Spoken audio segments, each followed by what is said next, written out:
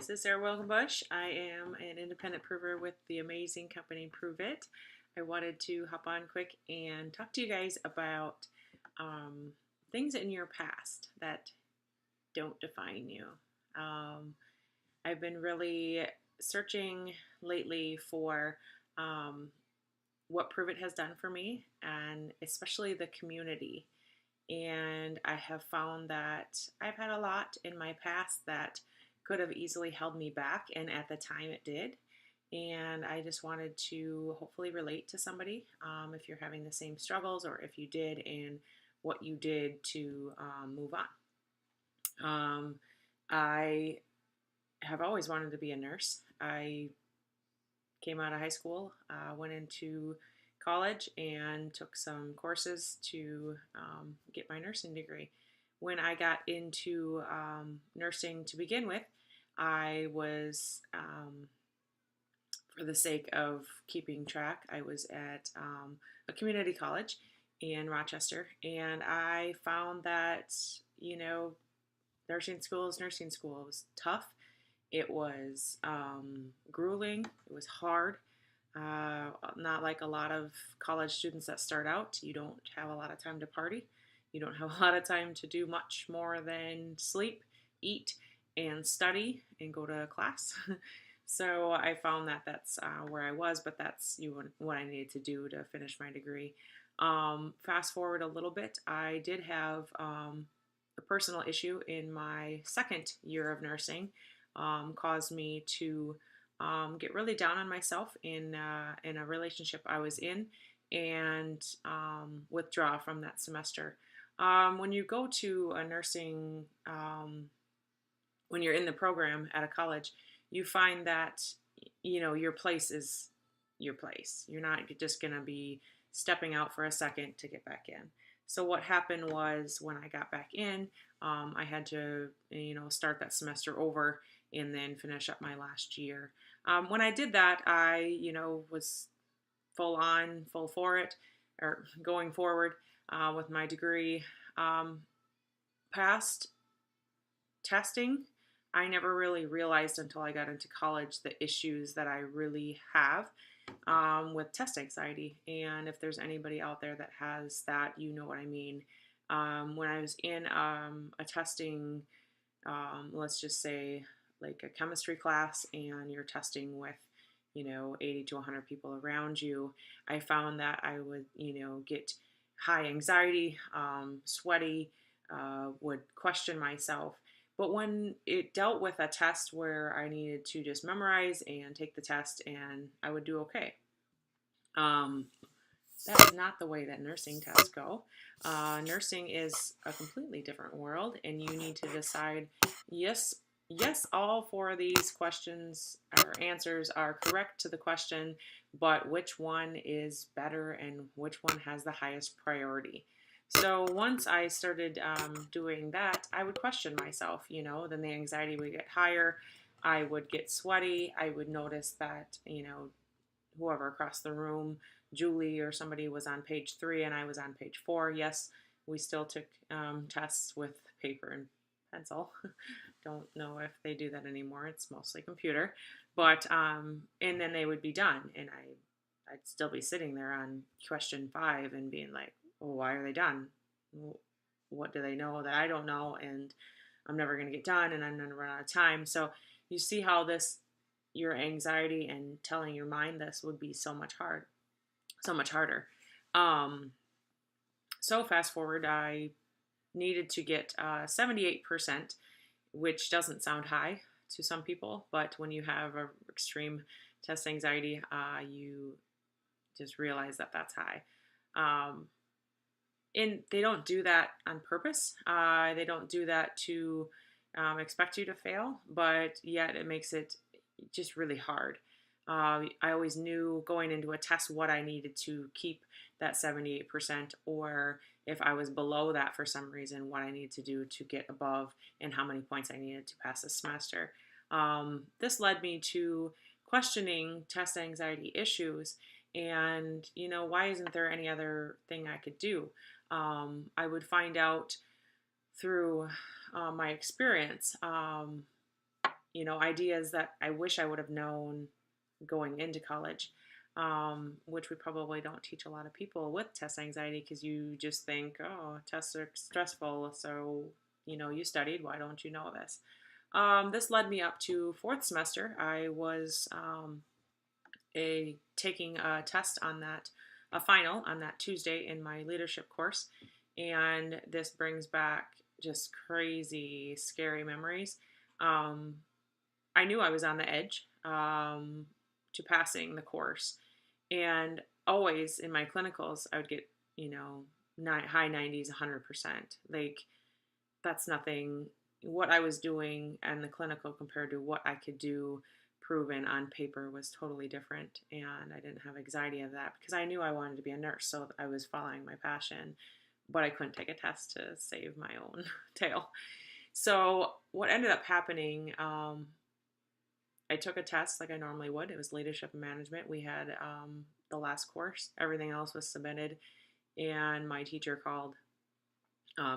called and said, you missed the last exam you missed the class by 2 points. And when I figured it out myself and knew what I got 76.4%, and I needed 78% in both clinical and testing separate, so class. I don't know the exact, I probably just shut down and went into a feeling of not feeling good enough. And I'm supposed to graduate in 2 days. Like my nursing pinning is in 2 days with my class and with my family and with my friends around me that just assume I'm going to pass. So I didn't pass. I tried to do an appeal. There's always something somewhere.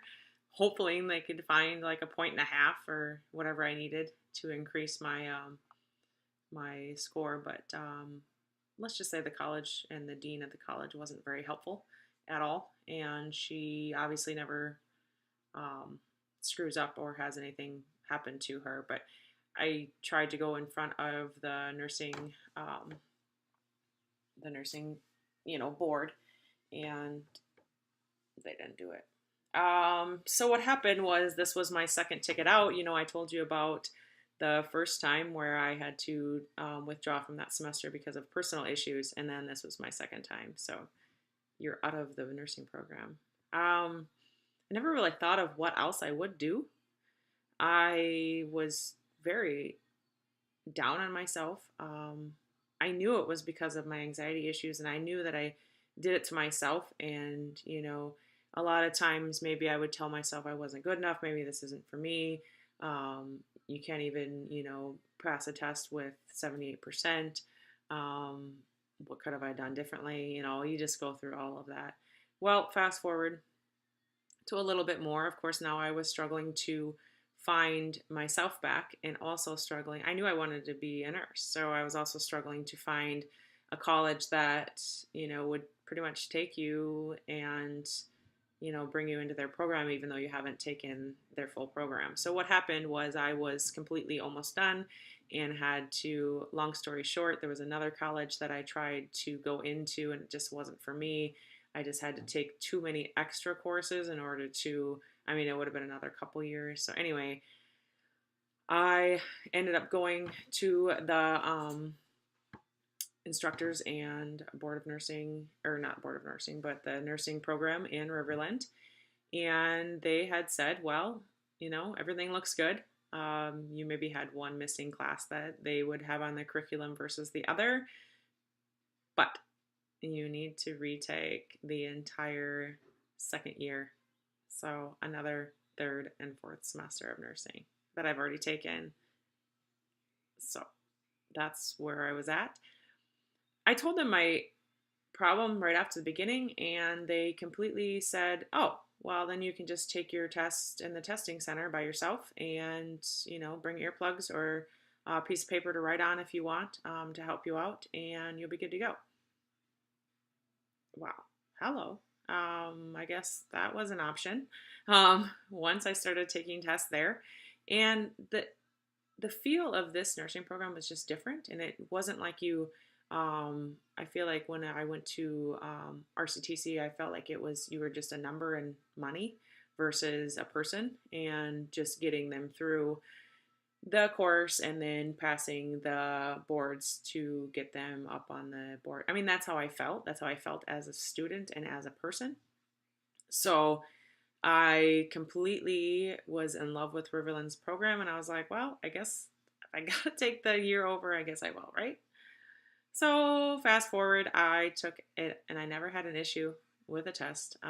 Still didn't like them, still didn't ace them. I still questioned myself at every freaking answer, but what I ended up doing was listening to suggestions, and they brought me to a person that helped me. Um, my mind, if you ask me about a certain medication, I know what it does. I know side effects. I know what it's going to do. But if you put it in a situation that we needed to, and which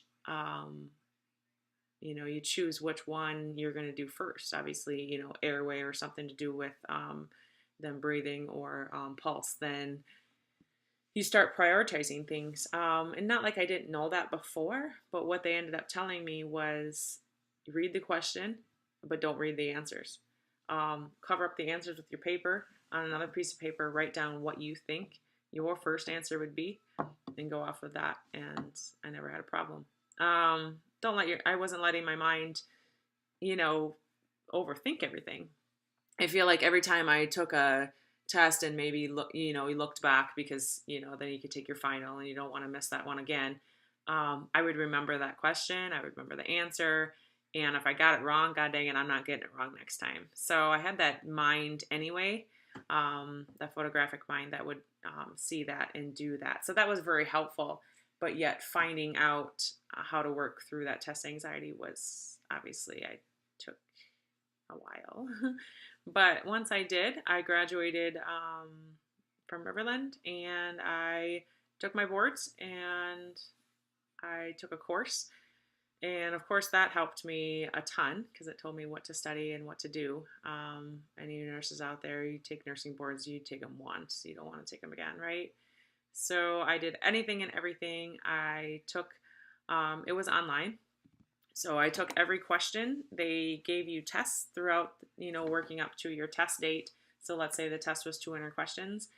Once I took those 200 questions, if any of them got wrong, I wrote them down on, this sounds really crazy, on a note card with the answers, with the answer on the back. And I went back and I took those questions again, and I put them back in my stack until I got it right.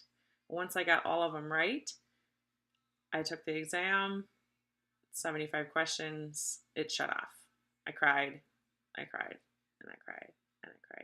I did the same thing at the test. I think I took it in like 20 minutes, and I did the same thing. I questioned myself, but I went back on I wish I could remember this person's name, this counselor. I covered up the answers, wrote down what I thought it was, and then went with that answer, and it worked. So what this brings me to really is, don't let that past define you, because I feel like I always got down on myself. And if I needed to take a test, especially with my nursing degree now, I've been a nurse for almost 11 years. When we went through cardiac ICU, you have to take an exam.